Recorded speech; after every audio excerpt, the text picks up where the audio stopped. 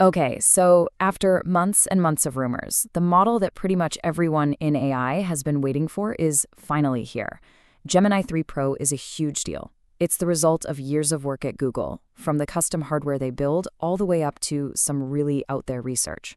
So let's just dive right in and see what makes this thing a true game changer. And you know what? Right out of the gate, the folks who got to test it early have been saying things like this. The vibe is overwhelmingly positive. This isn't just another small update. People are genuinely blown away by what is suddenly possible. All right, here's our game plan.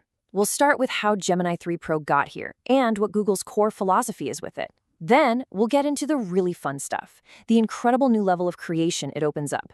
After that, we'll see how it's showing up in the Google apps you probably use every day, and we'll meet your new junior developer. And finally, we'll keep it real, look at its current flaws, and see what's next on the horizon. Okay, let's get into it. The arrival of Gemini 3 Pro is more than just a speed bump or performance boost. It really shows you the specific direction Google wants to take AI in. So you've got to understand this key difference in philosophy. A lot of other AI models are really focused on developing a personality, being a fun conversational partner. But Google, they're doubling down on making Gemini a seriously powerful tool. The goal isn't just to chat with it. The goal is for it to do the heavy lifting for you as quickly and efficiently as possible. And listen, this isn't just talk. The numbers are there to back it up. On the LM Arena, which is this public leaderboard where real people vote on which AI gives better answers, Gemini 3 Pro is the very first model to break an ELO score of 1500. Just think of ELO like a chess rating, but for AI. Hitting 1500 is a huge deal, and it's a significant leap over the last version. But it's not just about what feels better to users. We're talking about raw intelligence. On one of the hardest tests out there, nicknamed Humanity's Last Exam, which is designed to test if an AI can actually understand things and reason through multiple steps, it scored a 37.5%. That might not sound high, but it's a huge leap in handling complex logic. The bottom line is, this thing can actually think.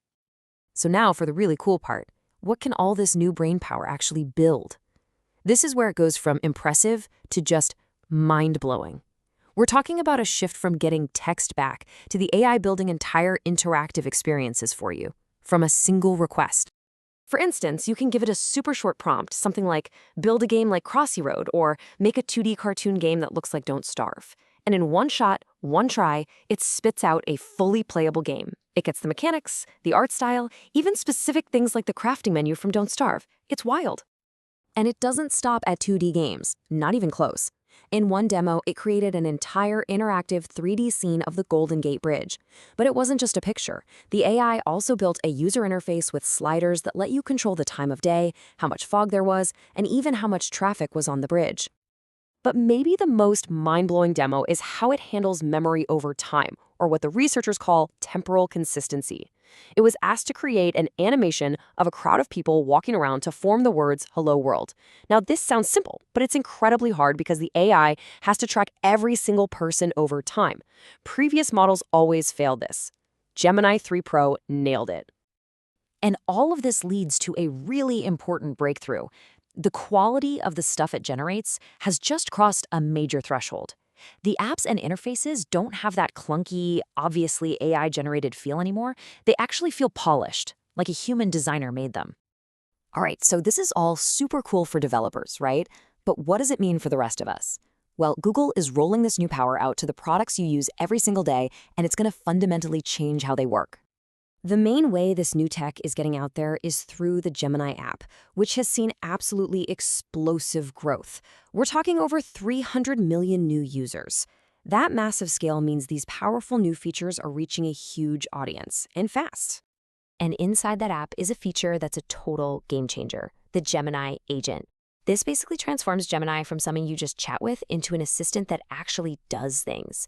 You can give it a big, vague goal like organize my inbox, and it will figure out the steps, use the right tools, and then just do it. It's a shift from answering to doing. And of course, we have to talk about Google Search. It's getting a massive upgrade. It's now running on this more powerful Pro model. It uses a new trick called query fanning, where it secretly rewrites your search in a bunch of different ways to get you better results. And it can even build little tools right on the results page. You ask about mortgages? It doesn't just give you links, it can build a mortgage calculator for you on the fly. Okay, Get ready for this, because it might be the biggest leap we're going to talk about today.